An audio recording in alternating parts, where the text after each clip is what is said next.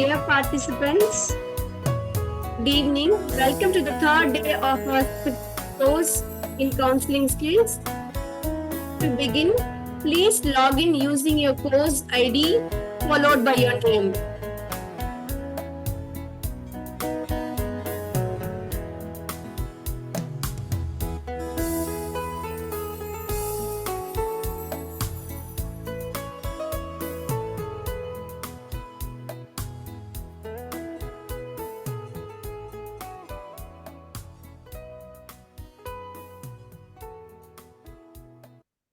Hey, I'm back. Hey, Maddie. அங்க இன்னொரு அமேசிங்கான பிளேஸ் பார்த்தேன். முதல்ல அங்க இருக்கிற லைட் தங்கமா மின்னுச்சு. Really? அப்புறம் அந்த காத்துல இருக்கிற நறுமணம் எல்லாமே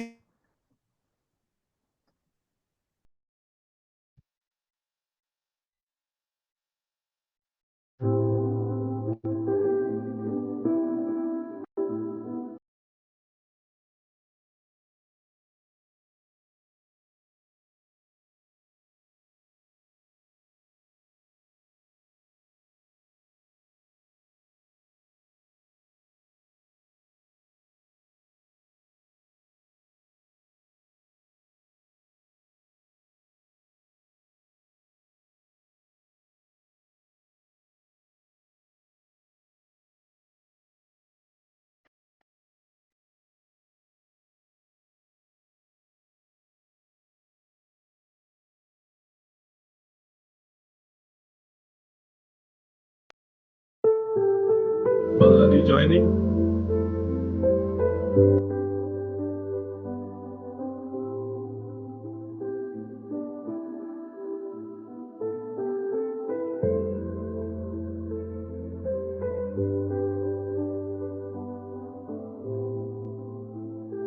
Dear participants, good evening. Welcome to the third day of our certificate course on counseling skills. To begin with, log in using your course ID followed by your name. Kindly log in using your course ID followed by your name.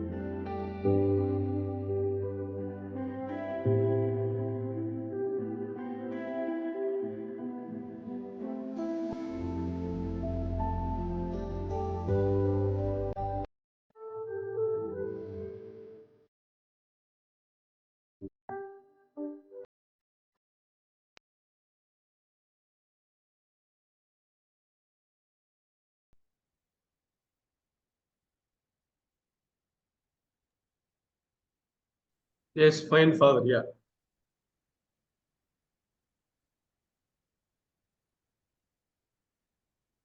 Could you put on the slideshow mode? Yes, fine. Yeah.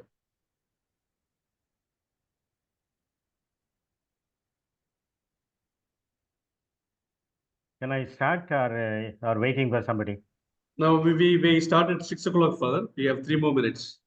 Okay. So, thank you. Father, And we welcome start to at the 6 third o'clock. day. 3 more minutes, Father. 3 Yeah. more minutes.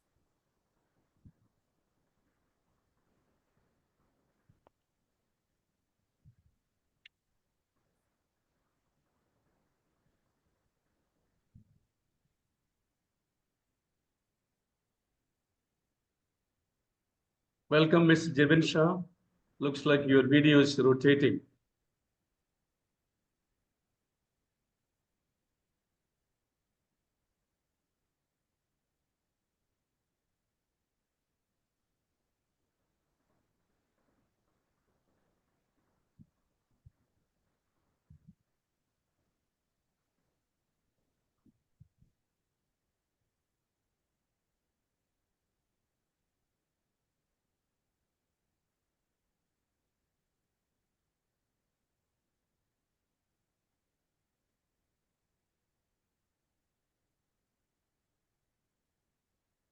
Welcome, Professor Jisa Krishna. I think you were the first ones to register. Professor Jisa Krishna from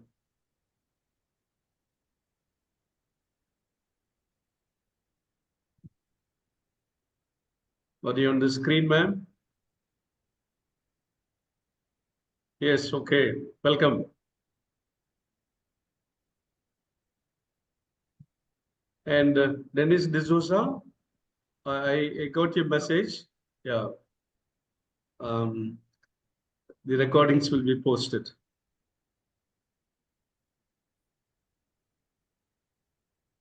Welcome.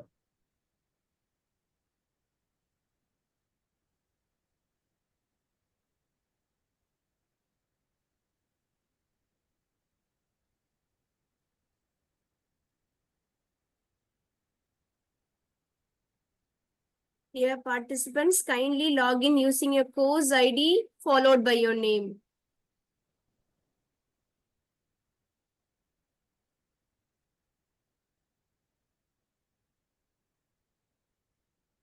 Father, it's 6 o'clock. You can begin. Welcome.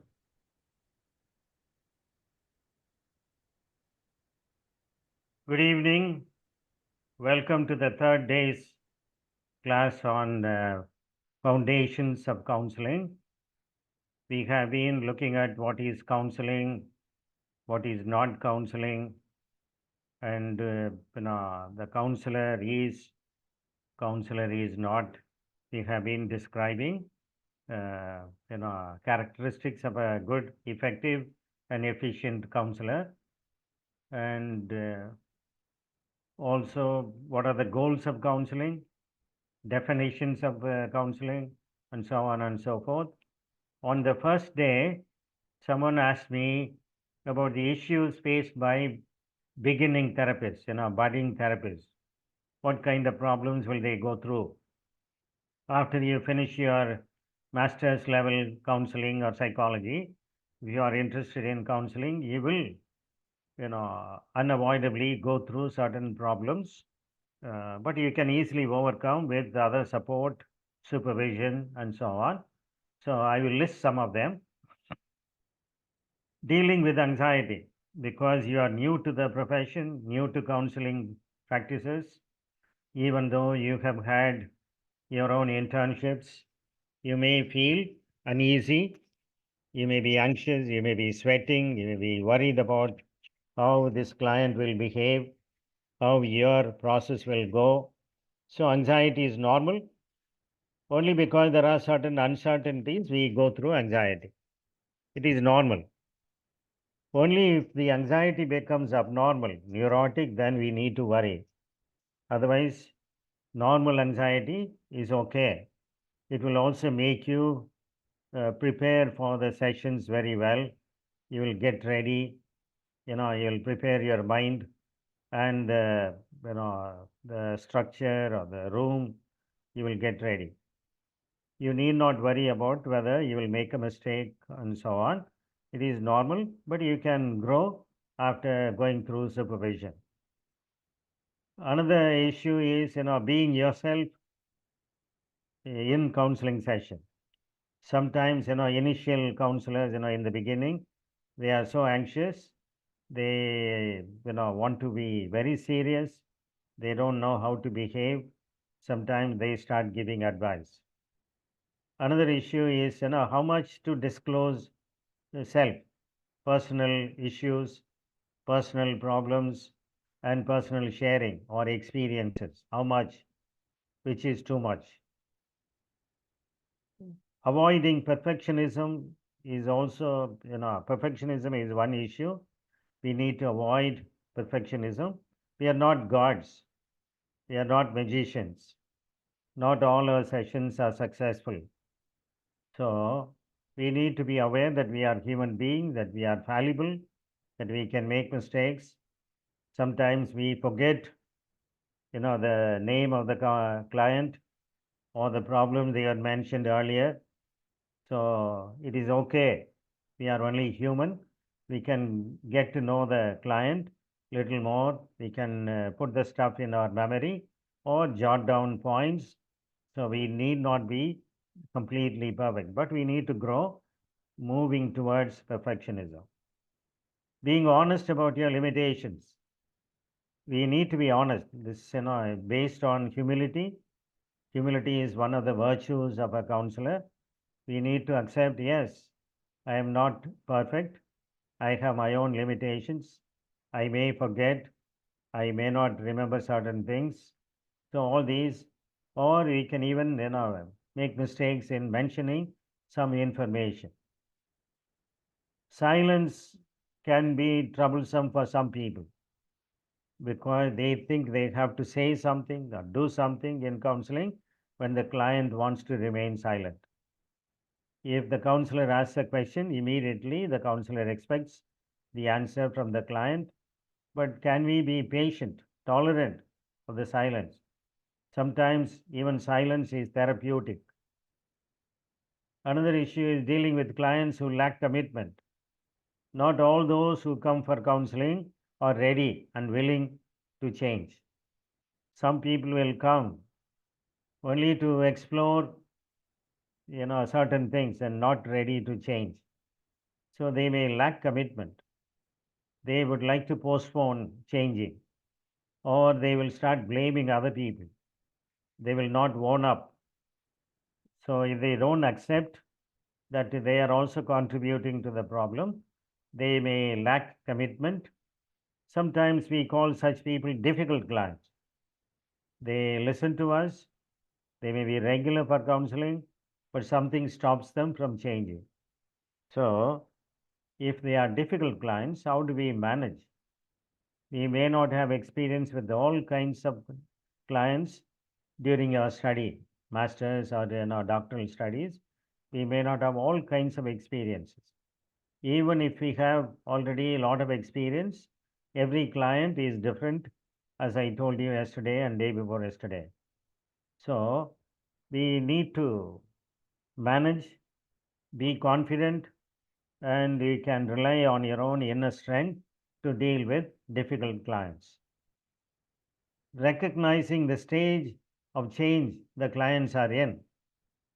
Uh, you might have read already the trans theoretical stages of change.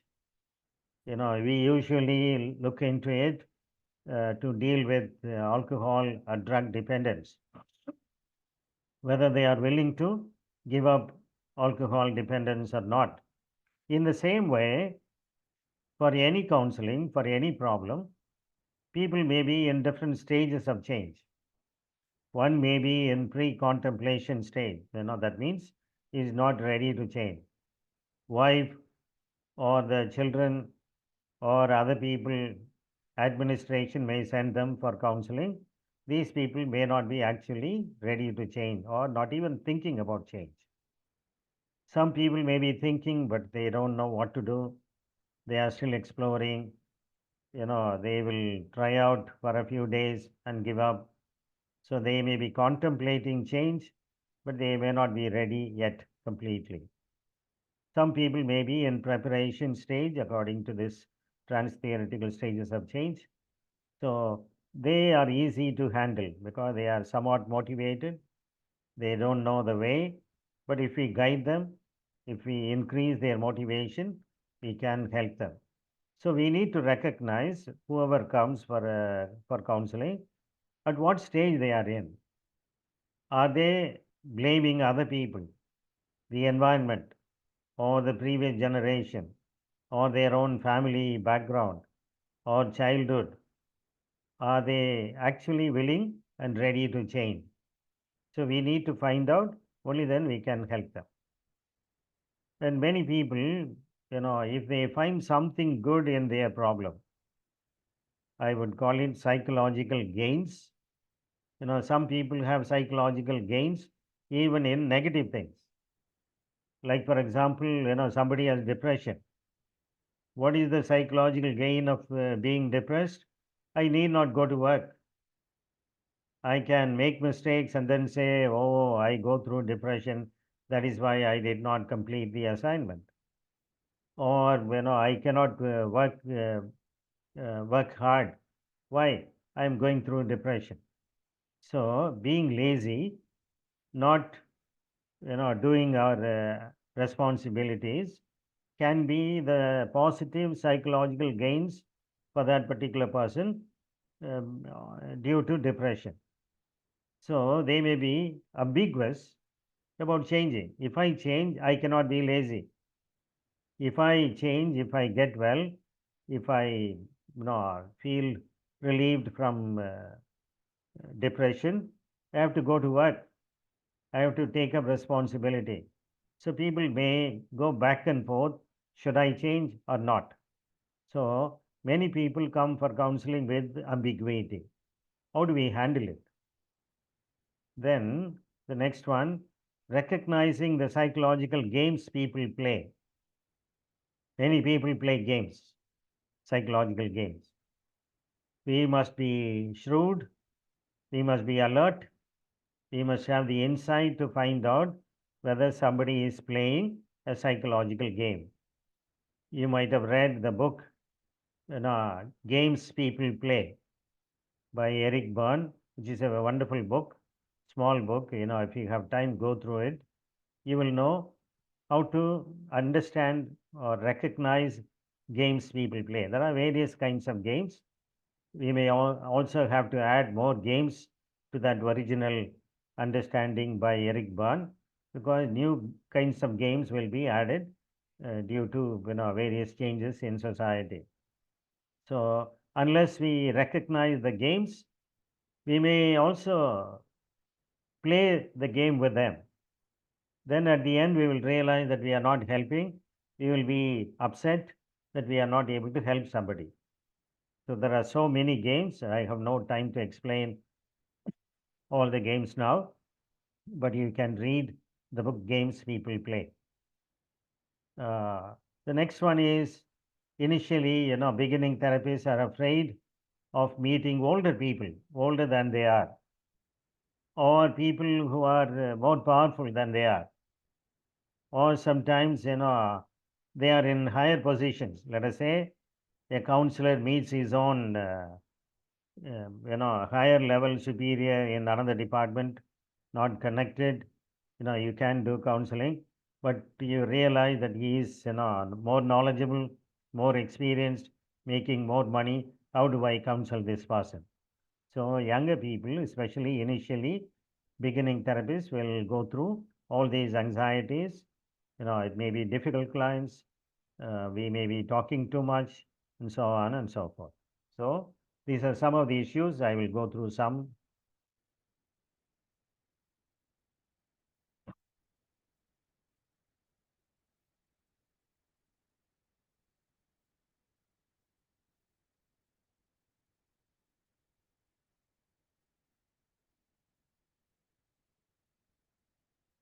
Okay. Some more issues. If clients get worse during counseling, what do we do? Suddenly the symptoms are more severe. Distress can be high.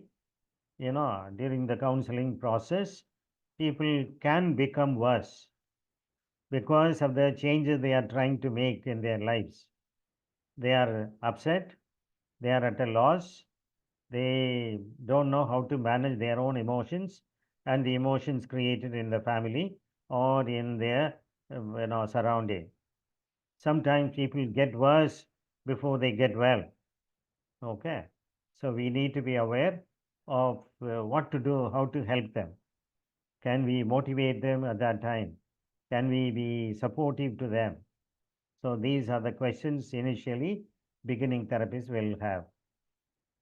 Then, based on psychoanalysis, Freud talks about counter-transference. Yesterday I mentioned transference and counter-transference.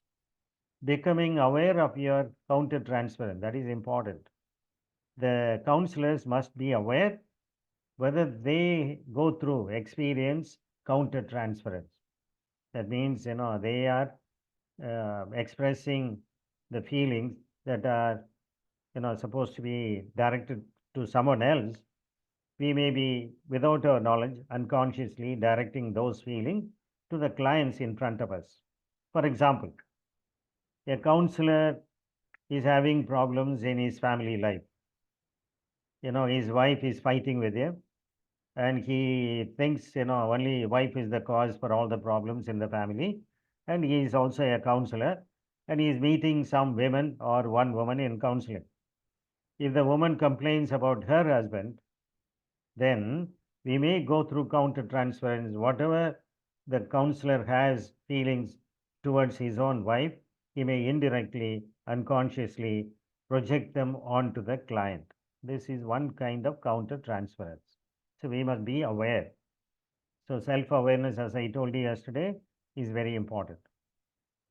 Then counter transfer is any projection that influences the way we perceive. Okay. Uh, okay. Manifested by being triggered to becoming emotionally reactive, being defensive, or losing the ability to be present in the relationship. These are all signs of counter transference. Transference also we must note, that is, the clients express their feelings directly or indirectly to us, but those feelings are supposed to be directed to someone else in their lives. That will be transference. If the counselor is exhibiting certain things or triggered to becoming emotionally reactive, that will be counter transference. Then all the counselors, should have a good sense of humor, which is not possible for everyone. There are some people who are finding it easy to crack a joke without offending people, make the situation light so that they are eager to relate and share and so on. A sense of humor, good sense of humor is important, but it is a skill. It is also probably, we develop in childhood. Maybe the family surrounding in which, you get used to cracking jokes or listening to jokes, it may helpful. You must distinguish a humor that distracts and a humor that enriches. Sometimes when somebody cracks a joke, even in counseling, another person will start a joke and one more person will start a joke, especially in family therapy or group therapy. We need to be aware. Even the counselor, when he is tense, if he cracks a joke, he may be, at ease with the session. But is it distracting? Is it connected with the theme or the point that is discussed? We need to find out all these, only then we can help the client properly. Sharing responsibility with the client. I told you we are not gods and we are not responsible for their problem. So we must invite the client to share responsibility with us so that they will also do their part. This must be discussed in the initial sessions. Maybe the first one or the second one. First one would be better. After the informed consent, you discuss what you expect from the client. That is sharing responsibility with the client. Also, initially, beginning therapists find it difficult to get supervision, proper supervision. Especially in India, we don't have many supervisors. Supervisors who are well trained, who are experienced, people who are in practice, we don't get many. Even if they are available, maybe they are somewhere else. They may not be nearby. We cannot meet them. Can I send the recorded session to the supervisor and get? When will I get information from the supervisor? All these will be little troublesome for the beginning therapists. Some more issues faced by beginning therapists. People after their studies immediately they may be concerned about how to use the techniques properly. They may be memorizing, okay, I can do this today. They may remind themselves, but after some time there is no time for the the technique they want to use, and they may forget about it, and suddenly they realize, oh, can I do this? Can I initiate a new technique? This could be problematic because the therapy should be guiding the counselor regarding the techniques they are using. Okay, it is not necessarily that I know a technique, I know the therapy, so uh, I will use this, in today's session. No, but we need to understand: is it appropriate? Is it relevant? Is it helpful? Only then we can use a particular technique. what does the research say? Is this technique useful for this particular problem? We need to keep in mind all these factors. Then, declining to give advice. Whenever we don't know how to proceed, we may start giving advice. Or when there is resistance from the client, we may start giving advice. Or there is still plenty of time in the session. The important points have been discussed and still there is time. Some people start giving advice. They may even repeat the same thing again and again. Okay. So we must not only decide, but be conscious whether we are interested in giving advice. So we can avoid advice and help the client to come up with his or her own resources so that they will manage their life on their own. Then all the beginning therapists must understand their own counseling style. You might have learned in a particular college, in a university. Your teachers may have a different style based on their personality, based on their comfort level, based on their training and personality. They would have developed their own counseling style. You are not your lecturer. You are not your guide or supervisor. So, based on your personality, based on your psychological mechanism that we listened to yesterday, based on your own interest and training, you need to develop your own counseling style. Initially, it may take some time. If you have studied, for example, only Gestalt therapy, is this the only therapy you should use for every patient, for every problem? No. So, we also must be ready with many theories, many therapies, and many techniques.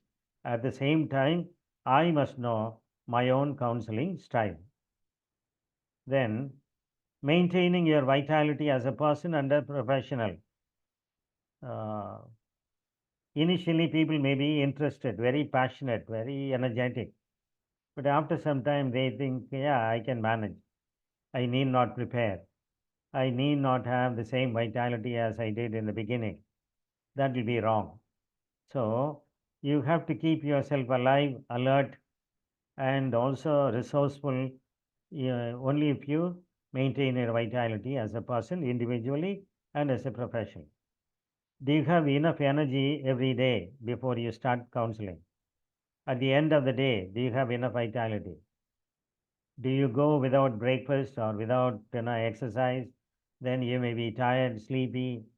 If you go without proper sleep, you may not have the energy to do good counseling. So, what is important is we need to check and then prepare and be ready. So, what factors threaten to drain your energy and make you helpless? You need to find out whether any particular problem of the client or any particular client makes you feel drained in your energy. That you need to understand. Experience will teach you, oh, I don't like such clients, but I must be also be willing to do, so I must get ready. Okay. Next one is self-care and avoiding burnout. It is connected with vitality as a person and a professional. Many people, after some years of doing counseling, they may go through burnout. You might have heard about the phrase, what is burnout? It affects our feelings, thoughts, and our functionality. So we need to be, ready, willing to do counseling. We must also have enough energy, motivation to do. So we need to avoid burnout. Also, finding work-life balance. You may be a good counselor, but you cannot neglect your family, neglect your other responsibilities. You cannot neglect your self-care. You cannot neglect your, rest and fun. So we need to find balance with both. Okay. If you have any questions regarding issues faced by beginning therapists, note down. You can ask me at the end. We will move on to another important topic, ethics. In the syllabus, it is given ethical issues in counseling. we need to understand what is ethics. Ethics are normative in nature and focus on principles and standards that govern relationship between counselors and clients. Every organization will have ethics. Every association should have ethics. Because if there are many people in the organization, if there are hundreds of people in a profession, we need to have ethics. What is the best practice that is promoted? What we should do, what we should not do. So normative. Morality is also connected with ethics. Both are based on values, but there is a difference between ethics and morality. Morality, on the other hand, involves judgment and evaluation of action. We judge somebody's behavior. It is associated with such words as good, bad, right, wrong, ought, and should. Okay. And there are ethical codes for counselors. For the counseling profession, counseling association will have ethical codes. You can check APA, ACA, ethical codes for any contact with human beings. We need to be ethical. Ethical means, we will go through some of the principles a little later, and we have codes. But once again, as I used to say in my class, ethical codes are there, but they are not enough. We need to have professionalism in our service to people. Counseling is a helping profession. Counseling is a professional service to other people.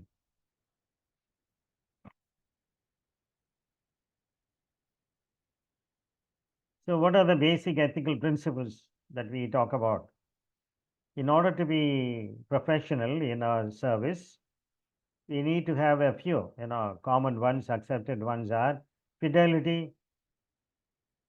If you make a promise, you follow through. You abide by your own promise. Suppose you tell your client, I will be available on Monday at 10 o'clock in the morning. Are you faithful? Are you following your own promises? Faithful to the profession, faithful to the client, faithful to your faithful to your teaching and so on. So fidelity, normally we say this is very important. Another important principle is beneficence. This one, beneficence and non-maleficence, their original words are Latin. So bene means good, male means negative, evil, and so on. Beneficence, doing good. We are interested in the best practices, what is good for the clients. We may intentionally do good. We must prepare ourselves not to do anything other than that. My intention, my action should be doing good to the client. My interest should be connected with, not only what Carl Rogers has mentioned. We must say, I am going to do something good. Out of this person will become better. So beneficence. Non-maleficence, another principle, avoiding harm or evil. If I know something is going to hurt somebody or offend somebody or disturb that person, I should sit back and check, am I doing the right thing? Ethical principle will say, not only doing good, but also avoiding evil. Next one is autonomy. A counselor may be more educated than the client. A counselor may be free from some problem that are affecting the client. But at the same time, we must give autonomy to the client. We must respect that the individual client has the right to choose what therapy, what techniques, even the sessions. Even the client can say, I want you to refer me to another counselor. So do I give the right and the freedom to decide? That is, I respect that person's autonomy. Next one is justice. Are we just in all our practices? in what we do to the clients? Are we just to every one of my clients? Suppose I have group therapy. Am I following justice, not only beneficence and non-maleficence? Am I just in my approach? So these are all basic, important principles, not only for counseling profession, even other professions will follow these because these are basic and generic. What are the ethical issues? Based on values only we have ethics.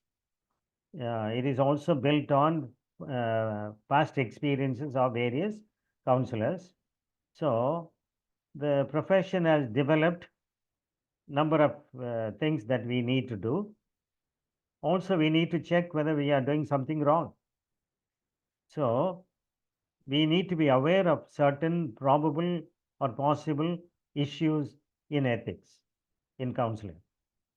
One is informed consent.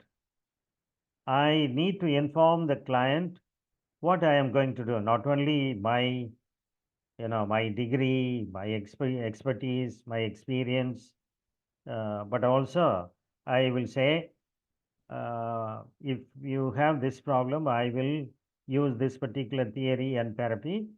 I will use these techniques. I will expect you to do some homework. Okay. You may have to pay something, for this session, and how many sessions you have to come. Okay. What will be the risks of going through counseling? All these. I will also tell them their rights. You have a right to, stop counseling. You may ask me to refer you to someone else. All that can be done, but I will inform you after knowing what you are entering in, what you are deciding to come into, then you sign. So this is a written document. The counselor will sign, the client also will sign, put the date.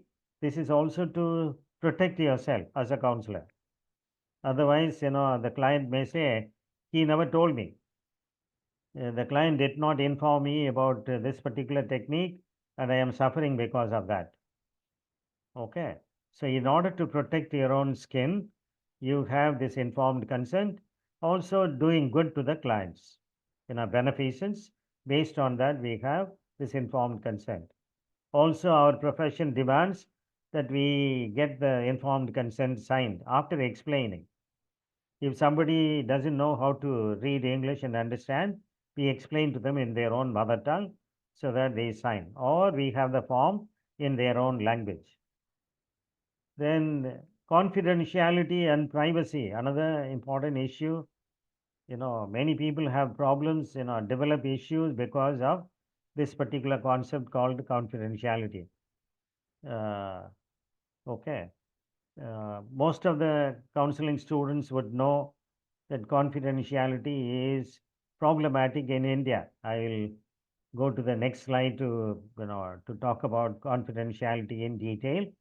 So I will mention now confidentiality. Whatever we hear, we need to keep things confidential. But if someone tells the counselor, I want to kill my wife tonight, can the counselor keep quiet? Okay. Or should he or she do something about it? Should he warn the wife?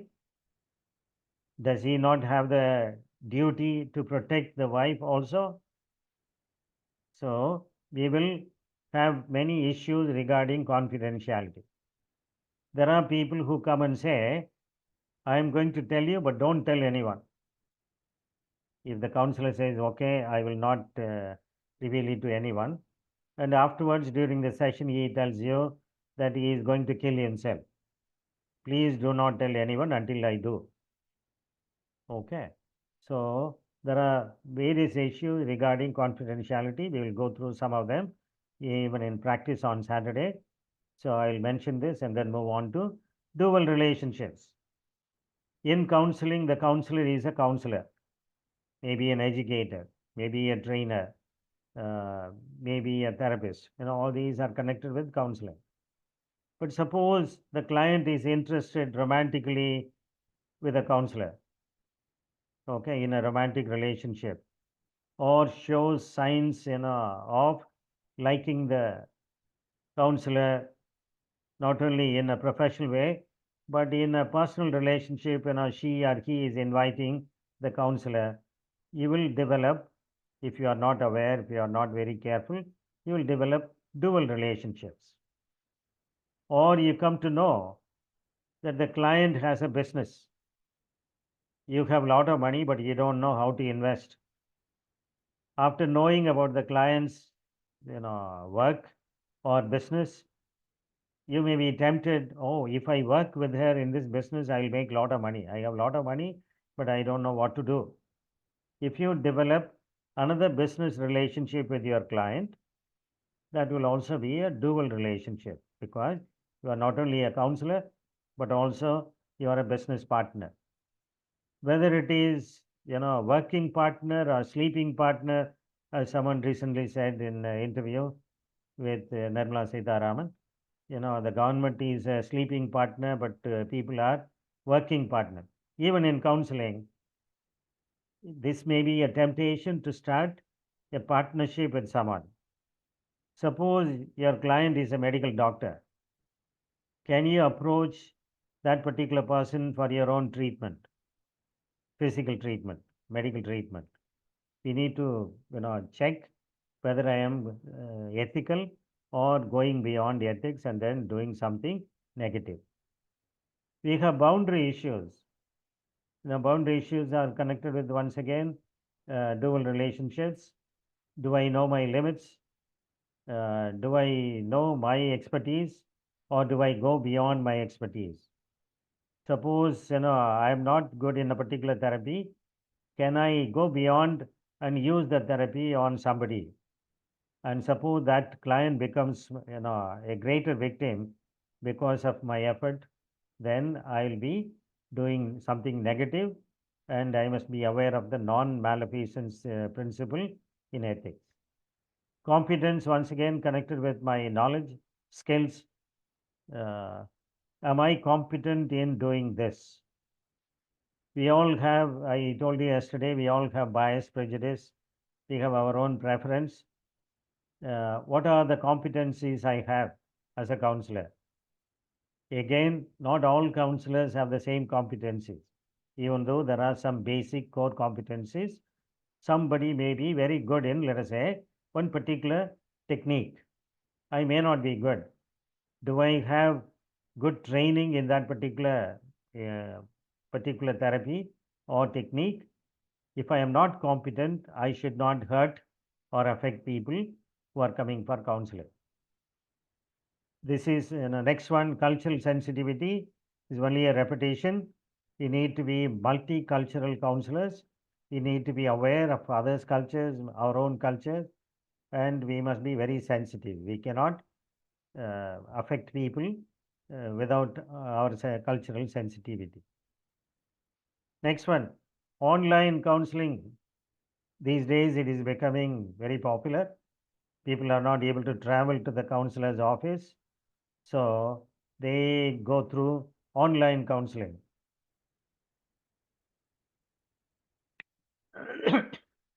Sorry. So, what are the challenges in online counseling? Confidentiality. Is anybody else watching your counseling? Even though you are talking to one person in a family, there may be others listening to your conversation. Are you keeping the records, safe? This next one, record keeping, both can go together. We keep the records on the computer. How many people are able to read your notes? Okay, if someone else is reading your notes, your progress notes or summary or report, that will be unethical. So online counseling has its own challenges. We need to be aware of them. Termination of counseling. According to ethics, we must prepare the clients for termination of counseling process. We cannot go endlessly. If a counselor does not have many clients, suppose the client thinks, yeah, it will be good this client comes again and again for another 3 months. Maybe, I will make more money. That will be, unethical. So termination, once the problems are understood, and if the client learns some techniques to handle the problems and their lives, the counseling process should, come to an end. We must terminate. But before the termination, we must prepare the clients.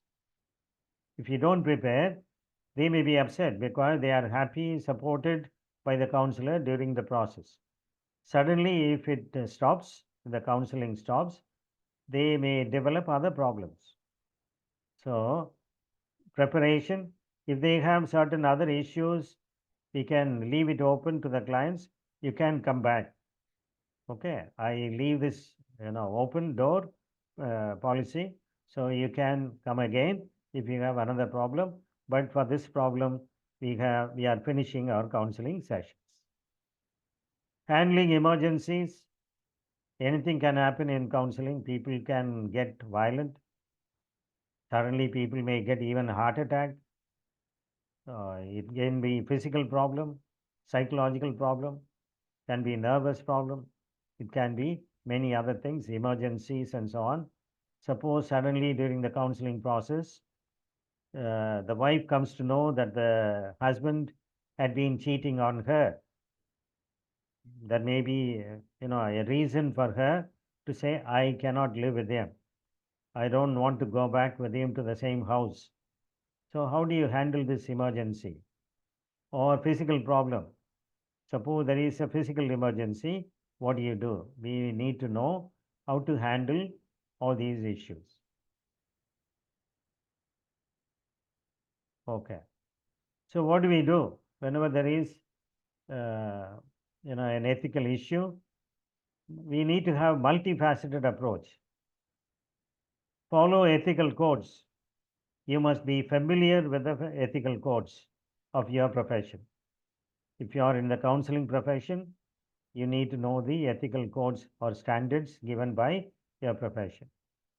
Okay. We can also consult other people, other experts, not your family members or casual friends. Peer consultation means you meet people who are experts in your area, in your field, and then consult without revealing the identity of the client or clients. Then that will be good. In this context, what is the best practice? How is it done in this country? So their own experience or knowledge will guide you in your dealing with ethical issue. Also, uh, initially, counselors should go through supervision. Supervision under a good expert, an expert who is interested in helping you, is able to understand what you go through and understands the laws, civil laws, criminal laws, guidelines of the profession, and they guide you and they help you when you go through anxiety and so on. So I told you initial counselors may go through anxiety. So supervision will help, will give us confirmation, okay, I am going on the right track, or I must change, or I have missed out certain points. So all these will, supervisor may help you. Ethical committee guidance also can be asked for, but unfortunately in our country, we don't have a established committee as such, but we can always consult other psychologists. We must also pursue ongoing education.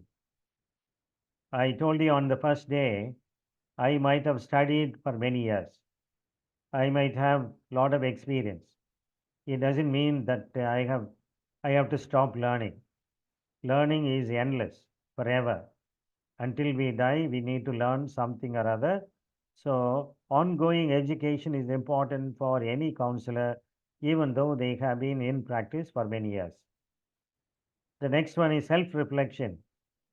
After the counseling is over, every day or after every counseling session, you need to reflect what happened, what was the feeling that you had, how did the client react, am I, am I doing the right thing, am I aware of all the ethical principles. So we need to go through, only then we will be doing ethically in all our profession. Whenever there is an ethical dilemma, what do we do? I think on Saturday we can talk about some of the dilemmas, in practice, values and the ethical problems. This one, in the Indian context, confidentiality is rather difficult. We will talk about it on Saturday. Based on the case in the US against the Regents of University of California and Tarasov versus the Regents of the University of California. There was a case, and the judgment when this case went to the court was the counselor has a duty to protect the potential victims. Also, he has a duty to warn the clients. Okay. So, whenever there is a dilemma, we do this. And also, when there are two things, both are good, how do we help the clients to decide between two good things? We will say, select the better one between the two. Suppose both are bad, we choose the lesser evil. So one is greater good between two good things, between two evil things or negative things, we choose the lesser evil. These are some of the principles and guidelines for dealing with ethical dilemmas. What is the time now? Okay. We will go to the next topic. In the syllabus, we have historical and theoretical perspectives of counseling. I'll give you very briefly about how the counseling profession started historically. 1950s, many things happened in the 1950s. The establishment of the American Personnel and Guidance Association, APGA, it was formed in 1952 with the purpose of formally organizing groups interested in guidance, counseling, and personnel matters. So, in 1950s, the charting of the American School Counselor Association that happened in 1953, it joined APGA as its fifth member shortly thereafter. By joining APGA, ASCA strengthened, the association numerically. Many people joined this American School Counselor Association. Then it grew, became strong, not only in numbers, but also pragmatically and philosophically. The third point, the establishment of Division 17.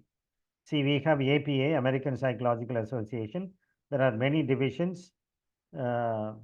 Counseling Psychology, Division of Counseling Psychology came under Division 17. The reason was Veterans Affairs, people who returned from war. There were many people who were affected by the war. So they all came with not only physical problems, injuries, but also psychological problems. They had anxiety. They felt lonely. They had PTSD. They had other problems as well. No job. How to go about in life after the war is over. So, Veterans Affairs initiated or recommended the counseling psychology group. Also, APA members, other APA members said, not all people have serious problems. There are people with normal, they are normal, they also have normal problems. They don't know how to decide, how to choose. They have their own ordinary problems. So we require another group called Counseling Association So counseling psychology was important and it was introduced, even though we have grown quite a lot now and branched off into various groups. Initially, in the 1950s, this happened. Four, once again in 1950s, the National Defense Education Act to identify scientifically and academically talented students and promote their development. Because of this, Defense Education Act, they get a lot of funding for school counseling programs, established counseling and guidance institutes in various places in the US, and offered funds and stipends to train counselors because this helped also defense education to prepare people for various things, especially in the defense area. In 1964, NDEA was extended to include elementary counseling. The results were impressive.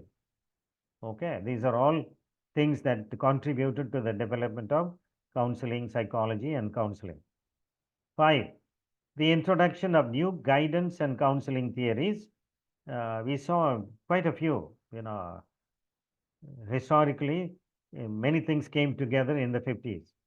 Emergence of new guidance and counseling theories. Before 1950, four main theories influenced the work of counselors: psychoanalysis and insight theory. Psychoanalysis was started by Sigmund Freud. Then trait factor or directive theories, example E.G. Williamson. We also have Carl Rogers and others, humanistic and client-centered theories. And to a lesser extent, behavioral theories, B.F. Skinner.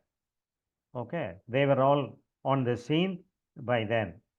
So this contributed to the growth and development of counseling. Sorry. New theories of helping began to emerge once again in 1950s, continued during the 1950s. New theories. Applied behavioral theories such as Joseph Wolpe's systematic desensitization began to gain influence. Of course, it was behavioral and it helped some people to go through systematic desensitization. Then cognitive theories also made an appearance. Of course, they combined afterwards cognition and behavior. Albert Ellis's rational emotive therapy or rational emotive behavior therapy, Eric Burns' transactional analysis, Aaron Beck's cognitive behavioral therapy, all during the 1950s. Also, we have other theories: learning theory, self-concept theory, Donald Super's work in career development, and advances in developmental psychology made an impact as well. By the end of the decade, that is 1950s, the number and complexity of theories associated with counseling had grown considerably. This was a good omen for the profession. In the 1960s, the initial focus of the 1960s was on counseling as a developmental profession. Gilbert Wren, a famous person, in his book, The Counselor in a Changing World, he insisted, by the way, you cannot be only dealing with, crisis. Only when they have serious problems, you cannot deal with only those people. Also focus on developmental stages, development of human beings. That was another important concept which was included in the counseling profession.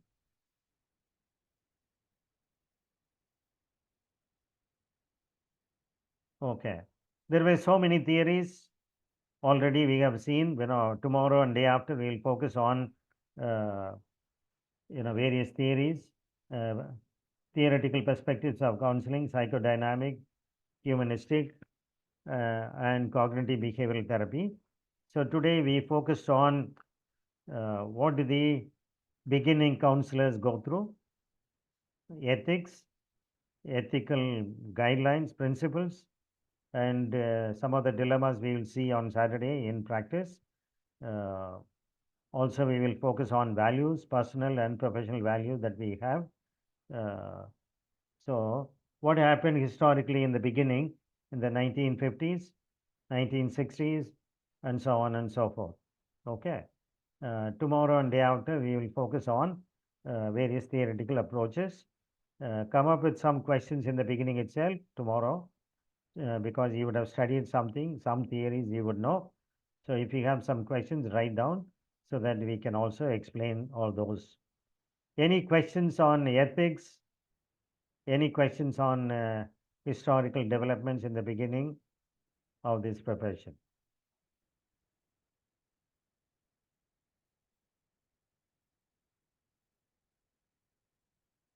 Anybody is asking any question? Otherwise, if I start another topic, it will take more time.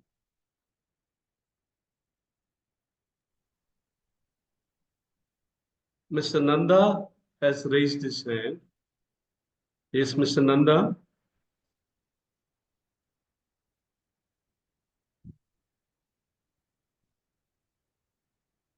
Mr. Mohan, could you unmute the mics, please? Yes, sir. Okay.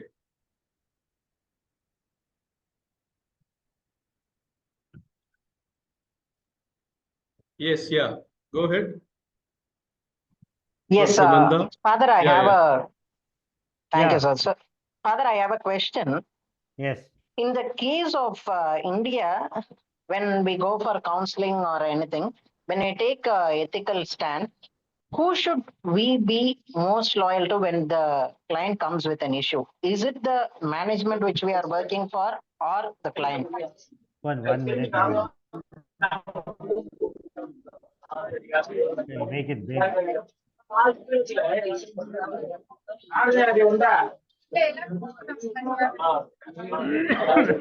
Can you ask me again? Father, my Slowly, question one second. I was. have a technical problem. Dear Okay. participants, Nanda, except please tell me. Nanda, all the others, kindly mute your mics. Have you written down Nanda or?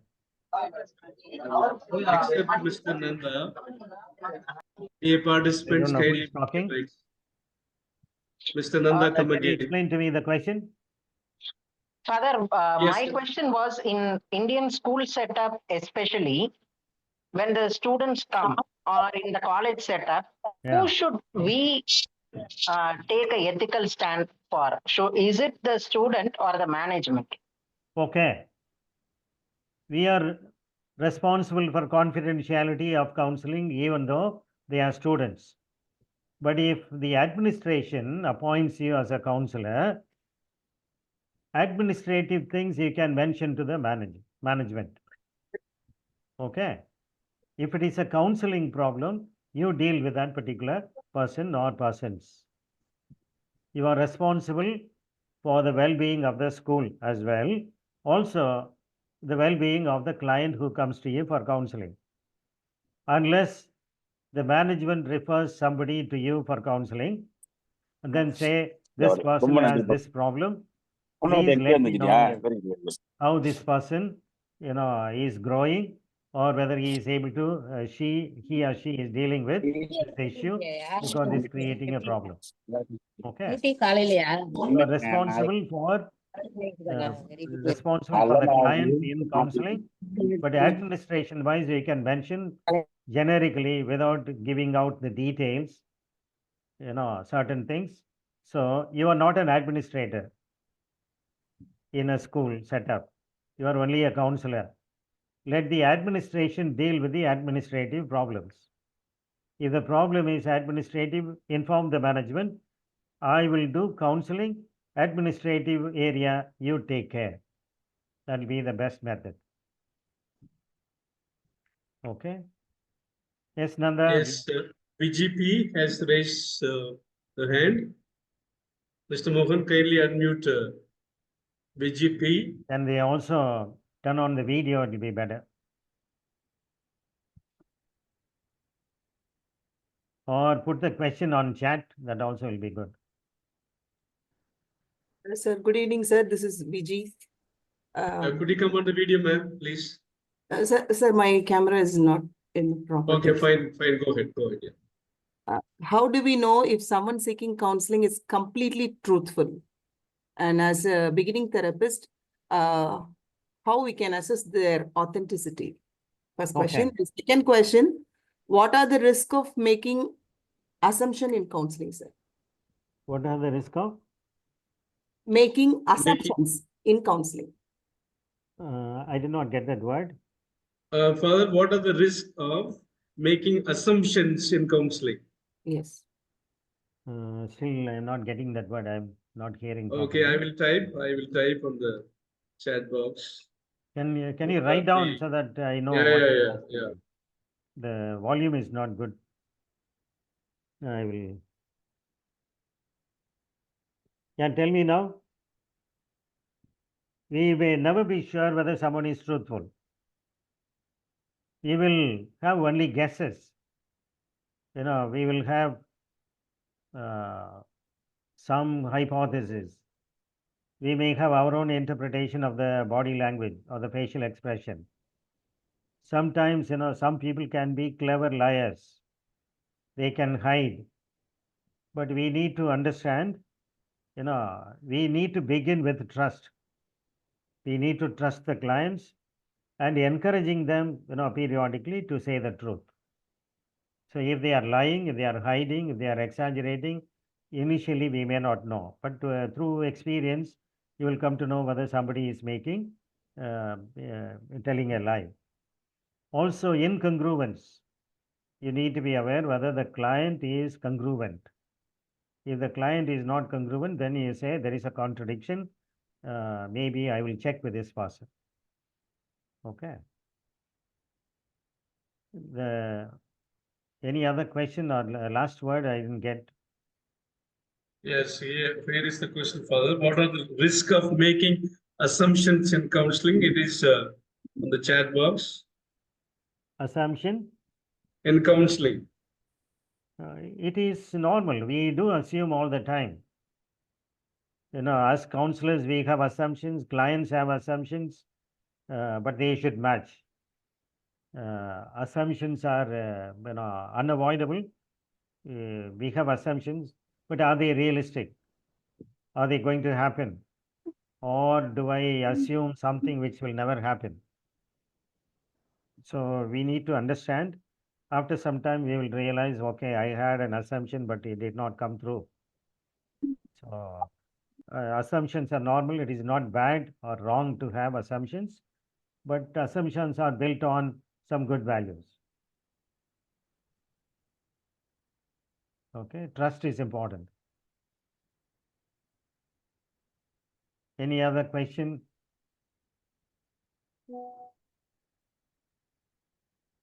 Yes, Dr. B. Bharati, raise your hand.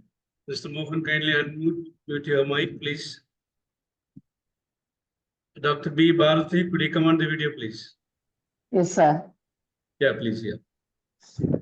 Sir, further, can you please mention the strategies for establishing boundaries in counseling relationship? Okay.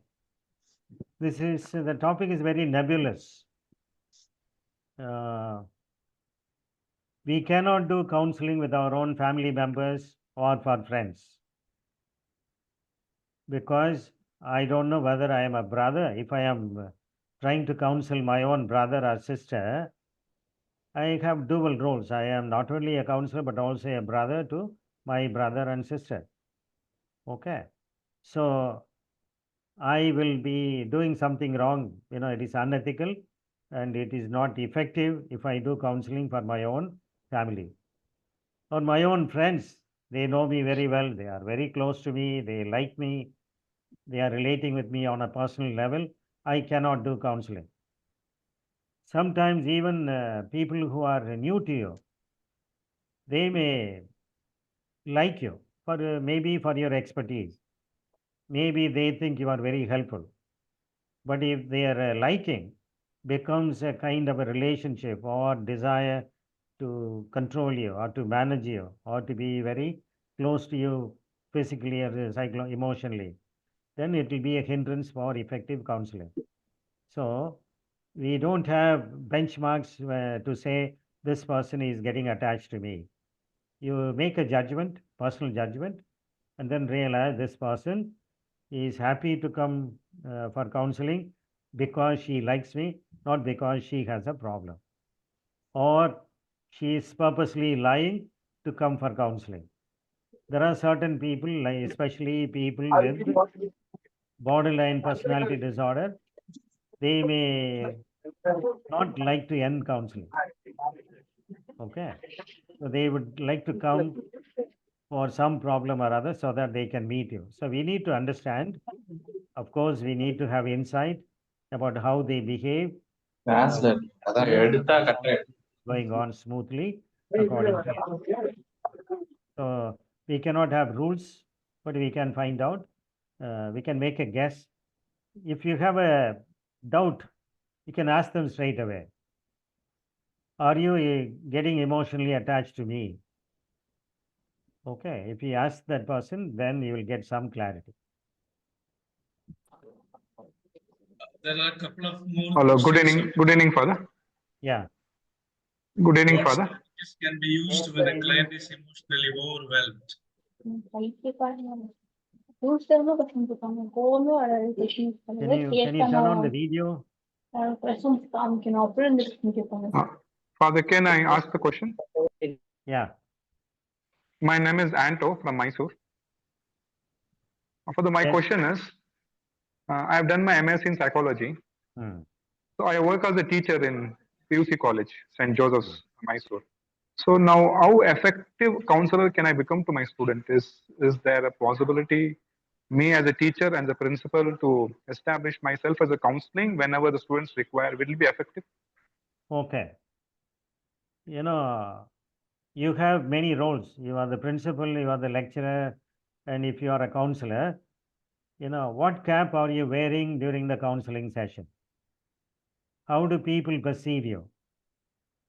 Suppose you are a principal, you are a teacher, and if you are a counselor to outsiders, not in your college or school, then it may be okay. But if you are doing counseling for your own students, how do they perceive you? That is important. You may not wear the cap of the principal or the lecturer in counseling session. You may not. But their perception also is important for the effectiveness of counseling. So it is better to avoid your own people for counseling because people will give importance to your words because you are the principal or the lecturer. They may not even say the truth. They may not be very open. They may like to get your good impression. Okay. So it will be a hindrance for an administrator to do counseling in that same program. But you can be a counselor for outsiders. Or if you are only counselor in your school or college, it is okay. No problem. You can combine teaching, lecturing and counseling. You can tell your students, your own department students, I am a lecturer here. For other people, I am a counselor. For your own people, you can give advice. That is okay. But you may not be able to do regular professional counseling for your own people. Okay. Thank you, Father. Thank you very much. Thank you. Good evening. Good evening, Father. Yeah. I have a doubt. I am working at St. Joseph's Degree and PG College, Hyderabad. I am HOD of Psychology Department. Sometimes my management also asks me for counseling sessions for the college students. So as of now, what I heard from my professors, also from our sister parent university, that a person who is into teaching field of psychology, and we cannot provide counseling to our students. So is it true, Father? You may be very knowledgeable in the profession, Yes. about the subject. You may be a better counselor, but for your own students, if you are teaching them, are you teaching them right now in this semester? Okay. Then Yes. doing counseling is rather tricky. Okay, Father. So Because management now, may think, the teacher also can be a counselor. yes, that is the main because thing they what we would are like also trying to reduce the convince them. expenses. Yes, yes. They will also give you work, Yes, but yes. teacher and the counselor together for your own students is not good. But Yes, for Father. other students, it can be. Others I am doing, Father. So I Ah. just want to ask one question: how to deal with the cases related to apart from behavioral cases, like drug abuse or completely clinical cases. If I see in my Completely? college, so shall I refer them to a clinical counselor only who is in rehab, or how to go ahead with that? You mentioned drug abuse. Any other Yes. thing that you mentioned? Drug abuse and other clinical issues, like clinical depression. Okay. There are problems with students, with the drug abuse, clinical problems, and so on. If you are a counselor, for these students, who have these problems, you can not only address the problem with that particular client, also in the college, you can address as a psychoeducation problem. You Okay. address the whole group. There are problems regarding this area. There is drug abuse. There are these problems. How do we understand them first? Self-awareness and some, effort to deal with it on a larger scale. That will be better. Okay, so that we help out people in the form of prevention. Not only post-vention after they are affected, we are helping them. Even like positive psychology, for their well-being, we can help the whole college or even outsiders. Okay. Thank you, sir.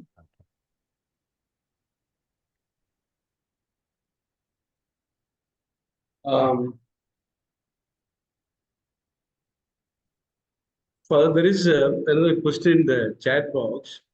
If a Okay. client does not follow counseling, what should the counselor suggest to their relatives? Okay, if they are adults, if the clients are adults, we respect their autonomy.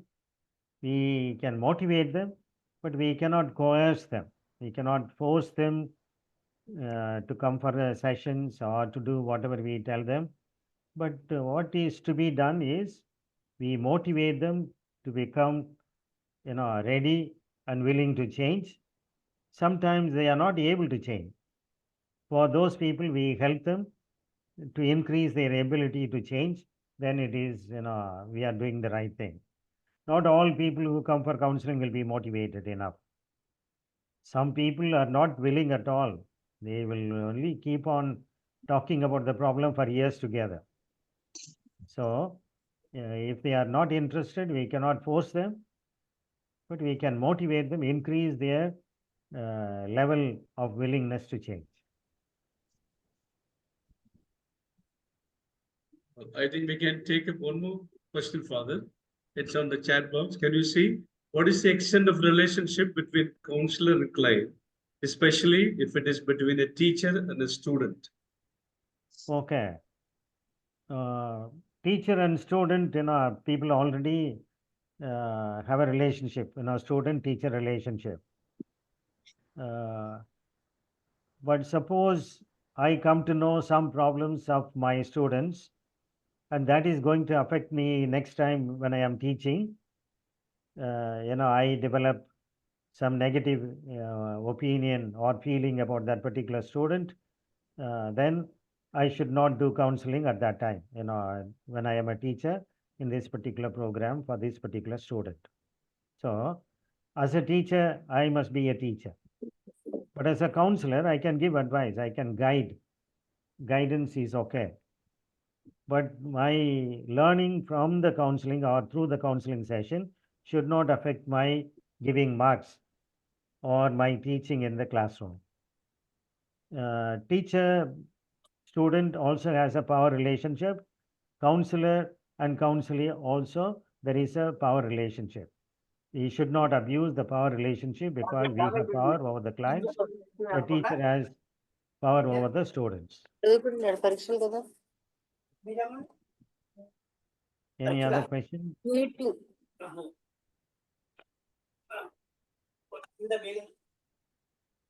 So how do we start and end the counseling session? Pardon, sir? How do we start and end the counseling session?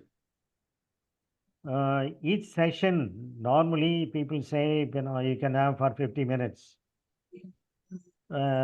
Suppose you have many sessions, you must understand the problem, the enormity of the problem, understand the symptoms, distress level, and the level of functionality, and what kind of a problem, what are the resources of this particular person. Based on that, you and the client have to discuss how many sessions this problem will require. Okay. Then you tell the person, you have to come. This will be part of the consent, and afterwards, you have to come for so many sessions. You'll have to pay so much. Each session will be for 50 minutes or 45. If it is family therapy in our country, it takes longer time. So you have to inform and decide on the number of sessions.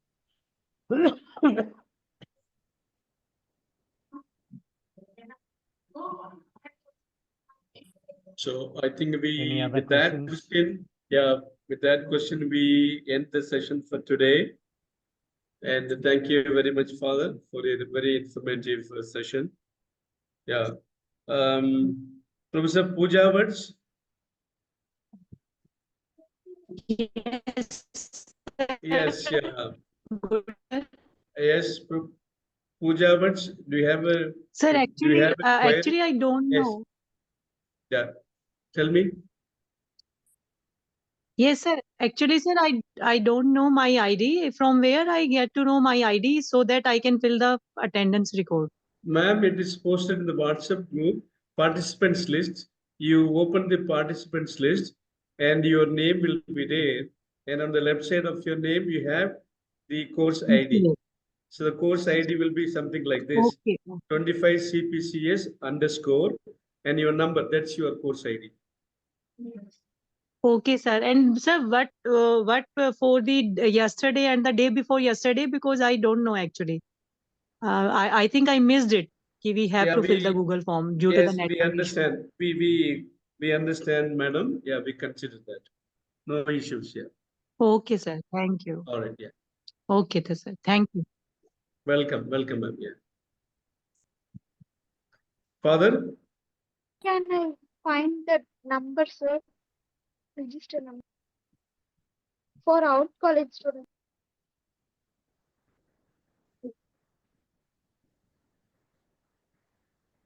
Did it lose connection? I think you lost the connection, yeah. Okay. So thank you, Father, for the very informative session. Okay, there were also other questions. Yeah. There were other questions,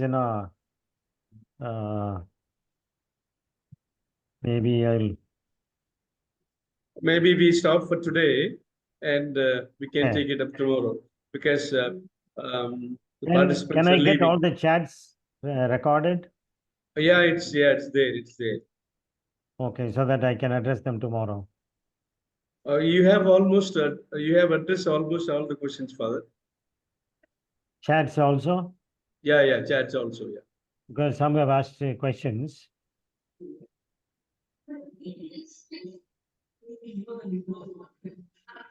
You can record and give me, I'll answer them tomorrow. Yes, Father. So, okay, yeah, that's all for the day. And we call it a day. It was a great evening. And thank you very much. And we'll see you tomorrow sharp at 6 p.m. You can Sir, good evening, sir. Divya. Join. Yeah, go ahead. Who is Sir, it? sorry, sir. Actually, I mentioned my register number and my name in the chat yesterday and for the third day also. So Today I should didn't fill up yeah. the Google sheet. Sir, is that okay? But did you fill the Google form today? Yes, sir. Now I'll fill it, sir. For Monday and Tuesday, I didn't fill it, but manually I mentioned my name with the register number in chat. That's okay. For Monday That's and we have Tuesday. the record. We will take care of it. Yeah. Okay, sir. Thank you. Yeah, no problem. No issues. Yeah.